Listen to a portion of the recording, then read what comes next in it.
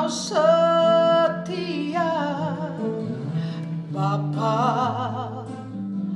Kau mulia. Tenanglah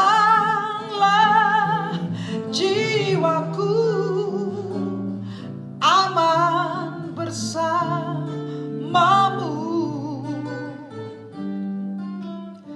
Lebih dari harta, Kaulah segalanya. Tenanglah jiwaku dalam hadirat-Mu. Oh, Kau tunjukkan kasih setiamu. Kau menyediakan yang ku perlu. Kau setia, Kau mulia, dulu, sekarang, dan selamanya. Oh, Kau tunjukkan kasih setiamu. Kau menyediakan yang ku perlu. Kau setia, Kau mulia, Bapa, Kau setia. Kau setia, Kau mulia, Kau setia, Kau mulia, Kau setia, Kau mulia. Oh Bapa, Kau setia. Shalom Bapak Ibu Saudara yang saya kasih dalam Tuhan. Selamat hari Minggu, selamat kita kembali beribadah Saudara. Tak terasa ya, saya waktu itu pelayanan di tempat ini sudah sejak tahun 2022, kalau nggak salah bulan Oktober atau apa, sudah lupa Saudara ya. Yang pasti lebih dari 1 tahun Saudara ya. Nah Saudara, pada hari ini kita memasuki minggu kedua masa Prapaskah Saudara. Dan GKI San Jose di sini memberi tema perjamuan kasih karunia. Ya, Saudara, tadi kita sudah membacanya dari Matius 9 ayat 9 sampai 13 ya, yang berkisah tentang seorang pemungut cukai bernama Matius mengikut Yesus. Ya, Saudara. Kalau kita melihat Saudara, apa yang baru saja kita baca Saudara, kita bisa melihat bagaimana proses pemanggilan Tuhan Yesus terhadap Matius. Ya, salah satu muridnya Saudara. Matius ini seorang pemungut cukai Saudara. Ya, jadi selama bertahun-tahun dia menghitung koin Romawi karena memang tugasnya memungut cukai Saudara. Dia membuat tanda terima bagi orang-orang Yahudi sebangsanya Saudara yang memberikan cukai-cukai itu Saudara. Dan pada saat itu Saudara, sesuai dengan apa yang kita baca di ayat ke-9 Saudara, Matius tidak bisa menolak panggilan dirinya dari Tuhan Yesus. Ya, Saudara, untuk mengikut Yesus. Nah, Saudara, kalau kita melihat di sini Saudara, ayat yang kita baca mengenai pemanggilan Yesus atas Matius ini, Saudara, kita juga bisa membandingkannya dengan Injil yang lain. Di dalam Injil Lukas ayat yang kelima Saudara dikatakan bahwa 5 ayat 27b sampai 28 demikian. Yesus berkata kepadanya, kepada Matius maksudnya, ikutlah aku, maka berdirilah Lewi. Lewi ini nama lain daripada Matius ya Saudara. Berdirilah Lewi dan meninggalkan segala sesuatu lalu mengikuti dia.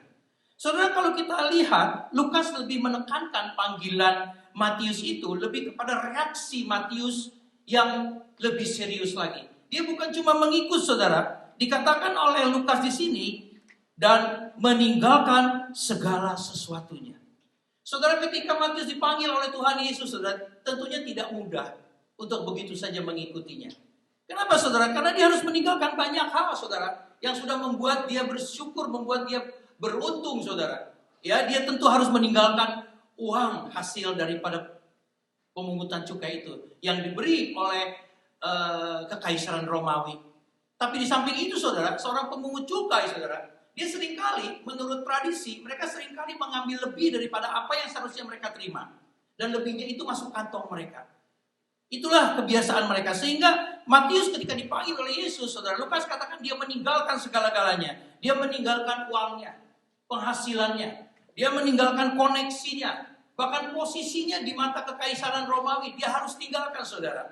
Demikianlah Matius menjadi seorang yang sungguh-sungguh menunjukkan keseriusan ketika dia bertemu dengan Yesus. Nah saudara, tapi ada satu hal yang dia tidak tinggalkan. Itu apa saudara? Sesuai dengan apa yang kita baca tadi, dari 5 ayat yang kita baca, dia tidak meninggalkan teman-temannya. Teman-teman ini artinya orang-orang berdosa, orang-orang sesama pemungut cukai. Saudara, kalau kita lihat saudara, bukan dia meninggalkan teman-temannya saudara, tapi justru Matius melakukan sesuatu yang di luar dugaan. Kenapa saya katakan demikian saudara? Karena seringkali orang Kristen, begitu dari orang yang belum bertobat, terima Yesus, katanya sudah bertobat. Saat itu oke, dia meninggalkan segala sesuatunya yang katanya membuat dia berdosa, kehidupan lamanya yang mungkin carut marut dan sebagainya saudara. Tapi seringkali orang Kristen mulai menjauhi teman-temannya. Seringkali orang Kristen justru pada saat itu mereka merasakan tidak layak lagi bergaul dengan teman-temannya. Teman-teman ini maksud saya teman-teman di luar gereja, teman-teman yang dianggapnya belum bertobat, belum menerima Yesus saudara. Tetapi apa yang dilakukan oleh Matius? Dengan segera Matius melakukan suatu pelayanan. Pelayanannya apa saudara? Pada saat itu Matius mulai memperkenalkan Yesus kepada teman-temannya. Sehingga kalau kita melihat ini saudara, kita juga bisa melihat bagaimana Yesus pun merespons. Ketika Matius mengundang Yesus ke dalam rumahnya untuk makan bersama-sama. Dan Yesus tentu tahu, yang diajak, yang diundang oleh Matius adalah orang-orang berdosa, teman-teman Matius, para pemungut cukai. Tapi Yesus begitu merespon ini untuk datang. Yesus gak bilang, oh sorry ya, saya diundang ke tempat orang-orang berdosa, saya ini Tuhan, saya ini kudus. Gak begitu saudara. Tapi Yesus meresponnya. Kenapa saudara? Karena memang Yesus tahu persis. Pada saat Matius menerima Yesus, dia menerima panggilan Yesus, dia bukan saja sekedar terima panggilan, tetapi dia sudah siap untuk dipanggil kembali melayani. Melayani siapa saudara? Orang terdekatnya. Itu orang-orang berdosa, orang-orang para pemungut cukai yang biasa bergaul dengan Matius. Matius tahu persis bagaimana kehidupan mereka ini. Karena itulah masa lalunya dia, saudara. Ya. Nah saudara, kalau kita melihat juga bagaimana Injil menulis saudara di dalam Lukas 5, lanjutan yang tadi saudara. Saya akan bandingkan Matius 9 dengan Lukas 5 karena kita akan melihat sesuatu yang lebih lengkap saudara ya. Ternyata Lukas menulis ketika perjamuan itu dilakukan oleh Matius dan dia mengundang Yesus dan juga teman-temannya dan murid-murid Yesus saudara. Yesus membawa murid-muridnya maksud saya. Ternyata dia bukan membuat suatu perjamuan asal-asalan saudara. Karena kalau kita lihat di Injil Lukas pasal 5 ayat yang ke-29 dikatakan demikian saudara. Dan Lewi mengadakan suatu perjamuan besar untuk dia di rumahnya dan sejumlah besar pemungut cukai dan orang-orang lain turut makan bersama-sama dengan dia. Saudara, kalau kita melihat seperti ini saudara, perjamuan ini bukannya sembarang perjamuan. Dia melakukannya dengan serius. Bukannya asal-asalan saudara. Kenapa saudara? Karena Matius melihat bahwa jiwa-jiwa yang ada di dalam kehidupan orang-orang teman-temannya, orang-orang berdosa, pemungut cukai sangat berharga di mata Tuhan. Sehingga dia begitu serius saudara. Nah pada saat itulah waktunya Matius memperkenalkan teman-teman berdosa ini kepada Tuhan Yesus. Ya saudara, tentunya ketika dia memperkenalkan teman-temannya kepada Tuhan Yesus, tidak serta-merta atau dia tidak melihat Tuhan Yesus sebagai satu sosok yang baru dikenalnya. Mungkin kalau kita baca selintas, kita pikir pada saat itu Matius lihat Yesus manggil dia, dan Matius gak tahu siapa ini orang manggil saya gitu ya. Saya pikir gak begitu. Kenapa Matius merespon panggilan Yesus begitu segera? Karena saya pikir saudara, dan ini saya bisa pastikan, Pada saat itu Yesus sudah banyak melakukan mujizatnya, melakukan pelayanannya di sekitar daerahnya tempat Matius tinggal itu, atau di tempat kerjanya dia memungut cukai itu di Kapernaum, saudara. Sehingga Matius mungkin pada saat itu sudah mulai tertarik, mulai terkagum-kagum dengan apa yang dilakukan oleh Yesus. Sehingga ketika Yesus memanggil dia tidak ragu-ragu untuk menyambutnya. Ya, saudara. Jadi saudara, kalau kita melihat hal ini, kita lihat bahwa Matius ketika begitu diterima sebagai murid Yesus, dia langsung melakukan pelayanannya. Saudara, pada saat itu belum ada amanat agung, jadikanlah seluruh bangsa muridku. Tapi Matius, seorang murid yang begitu peka, dia telah melakukan itu. Jadikanlah seluruh bangsa muridku, baptislah mereka dalam nama Bapa, Anak, Roh Kudus. Saudara, itu belum ada, masih jauh, tapi Matius telah melakukannya. Saudara, menurut tradisi Yahudi, saudara, suatu perjamuan yang misalkan yang dilakukan oleh Matius ini bukan sembarangan, saudara. Karena menurut adat Yahudi, undangan makan di rumah seseorang itu merupakan suatu lambang atau tanda penghormatan kepada orang yang diundangnya itu. Ya, saudara. Jadi orang-orang yang diundang ini dianggapnya orang-orang yang istimewa. Kira-kira seperti itulah yang menjadi tradisi mereka. Dan saudara, ada satu lagi hal, bagi mereka orang yang diundang itu, saudara, itu dianggapnya satu atau seseorang atau satu kelompok yang telah diterima oleh kelompok itu. Kebayang ya? Jadi pada saat itu Yesus diundang oleh Matius, saudara. Bagi adat orang Yahudi, Yesus itu sudah masuk ke dalam kelompoknya mereka, yang notabene adalah kelompok orang-orang berdosa, saudara. Nah, oleh karena itu, saudara, kalau kita melihat begitu, kita tidak heran. Kenapa pada saat itu orang-orang Farisi melihat Yesus ada makan bersama di rumah Matius, mereka bertanya-tanya. Ya, seperti di ayat yang ke-11, saudara.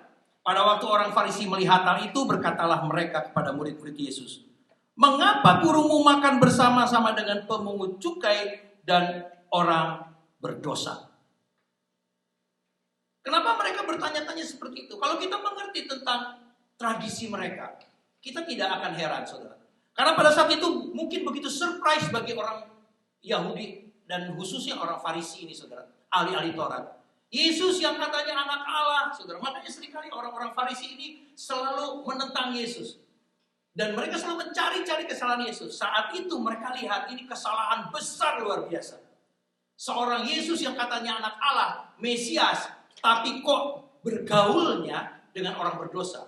Tapi kok diterima dan mau diterima di dalam kelompok orang-orang berdosa dan pemungut cukai ini.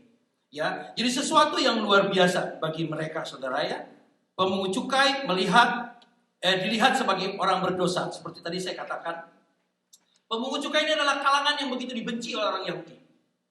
Ya, karena mereka dianggapnya sudah berkhianat kepada bangsanya, berkhianat kepada sesamanya. Karena mereka bekerja untuk kekaisaran Romawi yang adalah penjajah mereka, saudara. Ya, bagaimana mereka berjuang untuk supaya segera penjajahan ini berlalu, saudara. Mereka dijajah oleh Romawi, tetapi ada segelintir orang-orang yang namanya pemungut cukai. Mereka bekerja untuk kekaisaran Romawi. Ya, saudara. Jadi memang ini sangat tradisi sekali kalau kita lihat pemungut cukai ini menjadi negatif sekali kalau kita lihat di dalam Injil, ya, saudara ya. Karena memang seperti itulah penilaian orang-orang Yahudi kepada para pemungut cukai. Nah, saudara, kata "mengapa gurumu makan", ya, yang tadi kita baca. Ketika ahli Taurat bertanya, "Mengapa gurumu makan bersama dengan pemungut cukai dan orang berdosa?" Kata makan ini, saudara, diambil dari bahasa aslinya, saudara, itu estio. Estio itu dalam bahasa aslinya, menurut pengertian mereka, menurut pengertian orang Yahudi, menurut pengertian bahasa Ibrani, bahasa Yunani, bukan sekedar cuma undangan makan. Seperti kita selama ini mungkin biasa ngundang teman-teman makan di rumah, atau mungkin makan di restoran, saudara. Tapi menurut mereka, kata estio ini bukan sekedar makan-makan biasa. Tetapi kata estio itu memiliki arti yang lebih dalam, yaitu persekutuan di meja. Atau boleh dibilang table fellowship, ya, dalam bahasa Inggris, ya, saudara. Jadi estio adalah satu panggilan untuk orang datang diundang, tapi bukan semata-mata diundang makan. Tetapi ada satu persekutuan di dalamnya, ada fellowship. Sekali lagi saudara, pada saat itu bagaimana Yesus yang mau berfellowship, mau bersekutu di dalam kelompok orang-orang berdosa, saudara. Ya, sehingga saudara kita bisa melihat di mata orang Farisi ini, memang Yesus bukan sekedar makan bersama mereka, tetapi menjadi bagian dalam persekutuan orang-orang berdosa. Luar biasa apa yang terjadi saat itu, saudara. Atau dengan kata lain, Yesus juga telah menyambut orang-orang berdosa dalam persekutuan bersama dengan Dia. Saudara, Yesus menyambut orang-orang berdosa ke dalam persekutuan bersama dengan Dia. Tambah lagi orang Farisi ngamuk ya, saudara. Ini memang kacau ini Yesus ini gitu kira-kira. Kau maunya gitu bersekutu dengan orang-orang berdosa, saudara. Ya, tetapi di ayat yang ke-12 Yesus berkata, Yesus mendengarnya dan berkata, bukan orang sehat yang memerlukan tabib, tetapi orang sakit. Jawaban Yesus tepat sekali. Karena makanya saudara, kalau kita telah menjadi orang Kristen, kita telah menjadi orang percaya, kita telah menjadi orang pilihan, tugas kita selanjutnya adalah kita membawa orang-orang berdosa kepada Yesus. Amin saudara. Bukan saja kita menerima keselamatan terus kita egois, puji Tuhan kita sudah diselamatkan. Tetapi kita boleh lihat apa yang dilakukan oleh Matius di sini. Saudara, bagi Yesus saudara, makan bersama-sama atau menerima undangan daripada Matius ini, itu menjadi satu isyarat. Menjadi isyarat bagi Yesus bahwa pelayanannya memang ditunjukkan bagi orang-orang berdosa, bukan orang-orang benar. Karena memang Dia datang ke dalam dunia ini untuk memberikan pengampunan, untuk memberikan belas kasihan dan anugerahnya.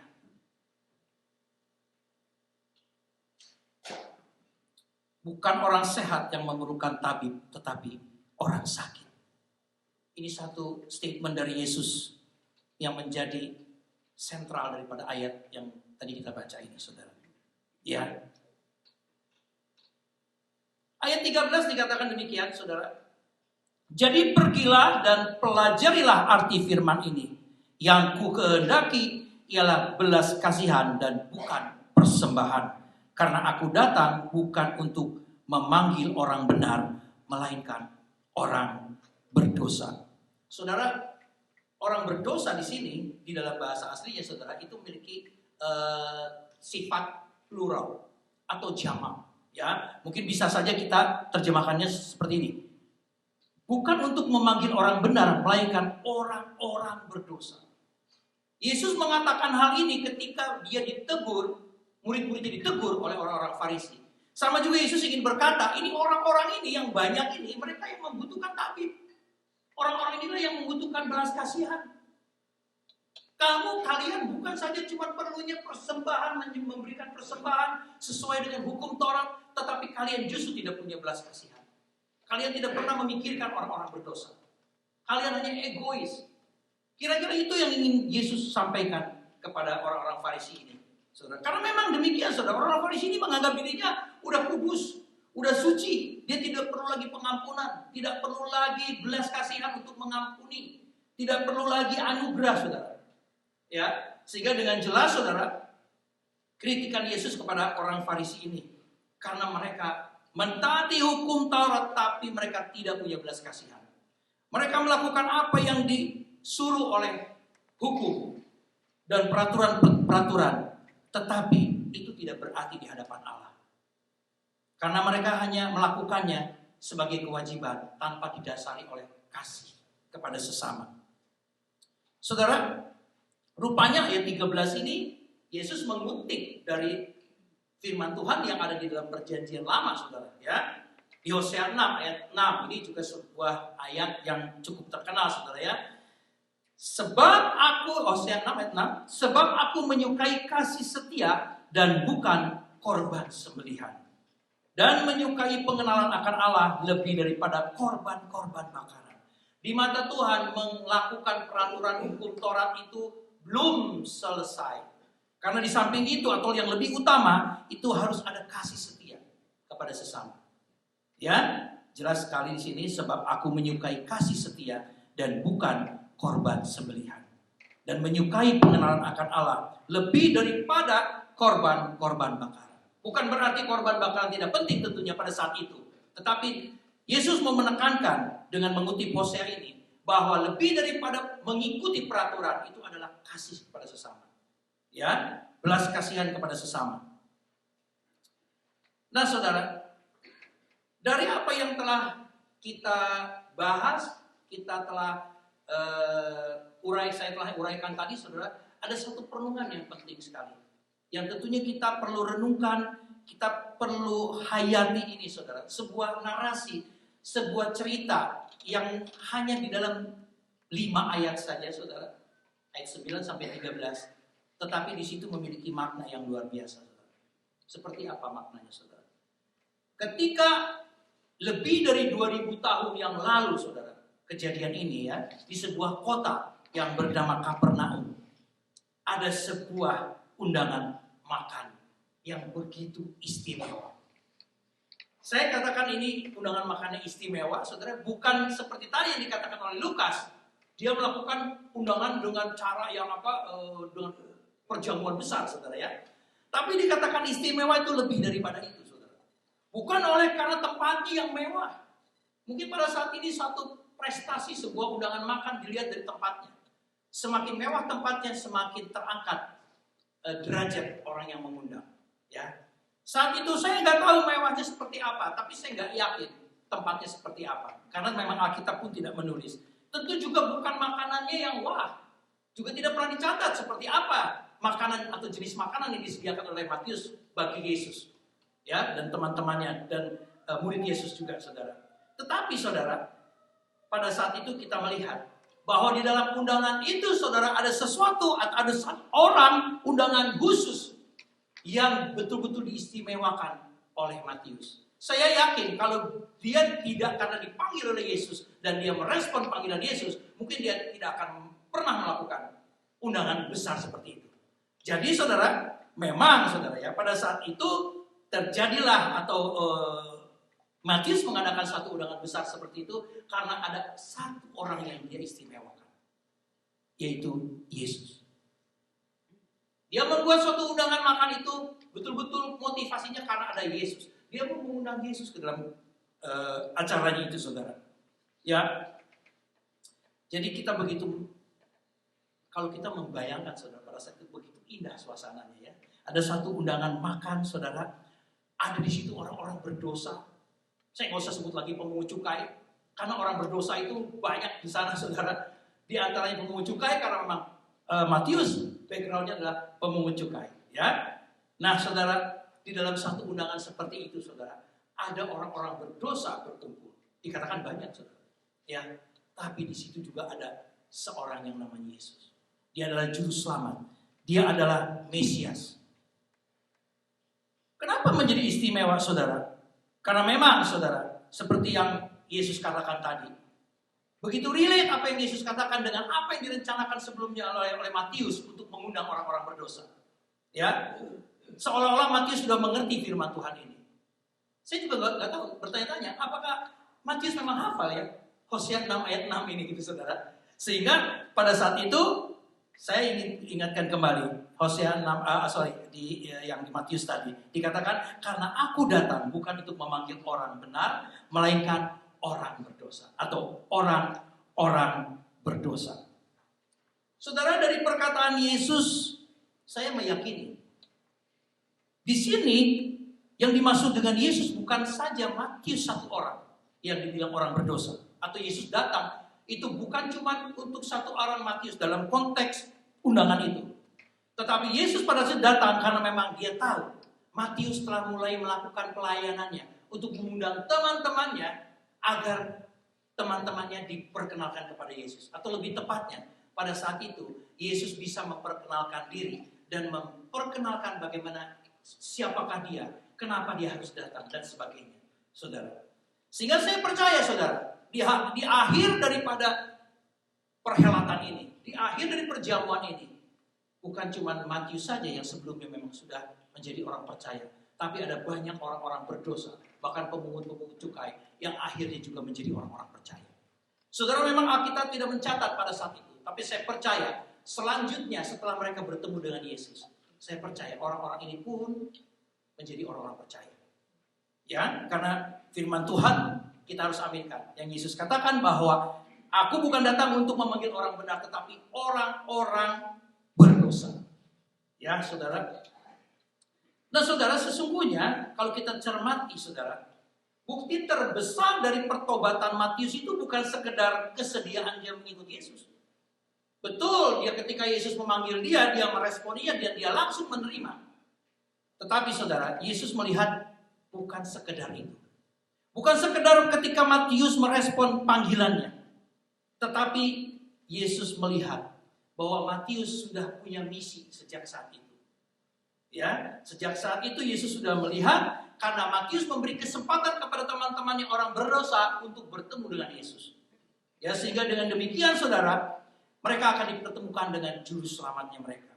Saya pikir ini perbuatan Matius sangat luar biasa saudara. Sangat terpuji sekali. Dia tidak mementingkan dirinya sendiri saudara. Dia melakukan suatu perhelatan dan dia sudah rancang di situ, di mana di dalam perjamuan itu ada orang yang namanya Yesus. Dan dia tahu persis ketika ada Yesus, di situ ada juga belas kasihan. Di situ ada belas kasihan dipertontonkan oleh Yesus kepada orang-orang berdosa ini, saudara. Sehingga banyak orang berdosa menjadi percaya kepada Yesus. Dan saudara, kalau kita melihat peristiwa semua ini, itulah sebuah peristiwa di mana ada anugerah di dalam sebuah perjamuan makan bersama.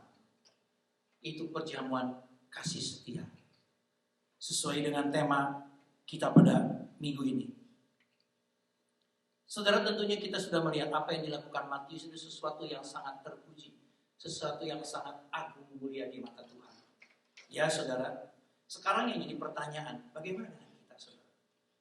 Saudara, saya percaya saudara dipanggil semuanya seperti Matius.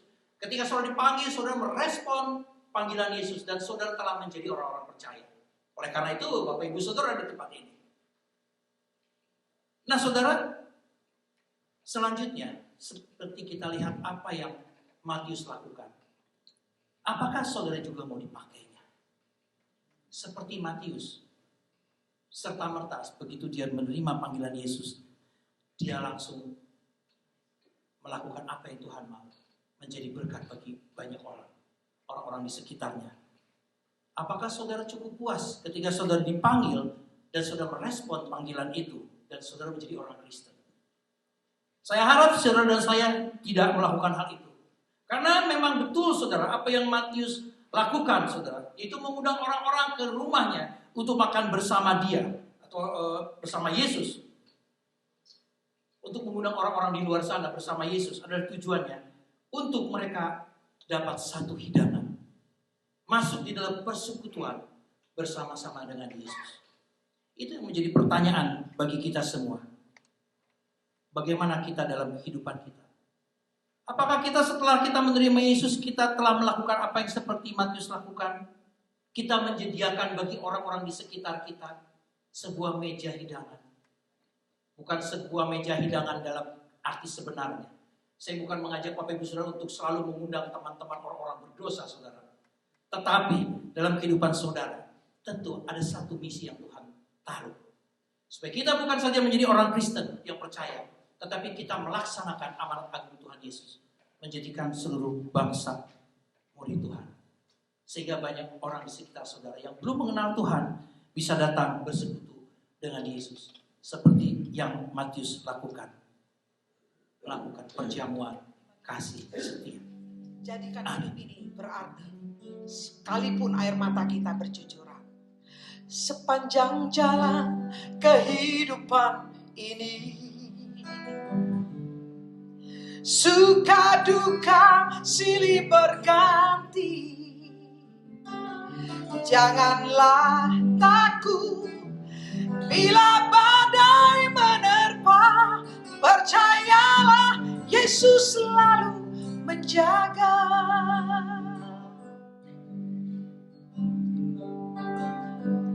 Dia tak akan pernah tinggalkanku, selalu hadir dalam hidupku.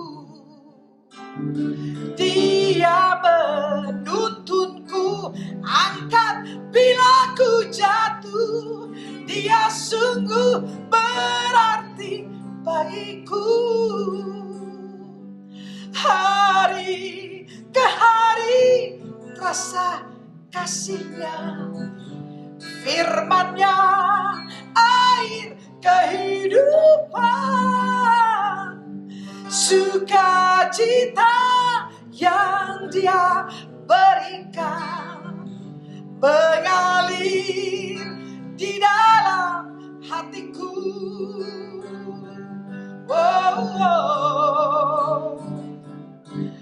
Oh, betapa indahnya bila selalu bersama Dia, damai sejahtera dalam hatiku.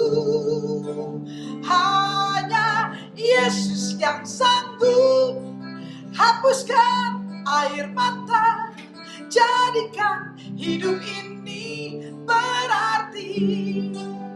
Oh, betapa indahnya bila selalu bersama Dia, damai sejahtera dalam hidupku.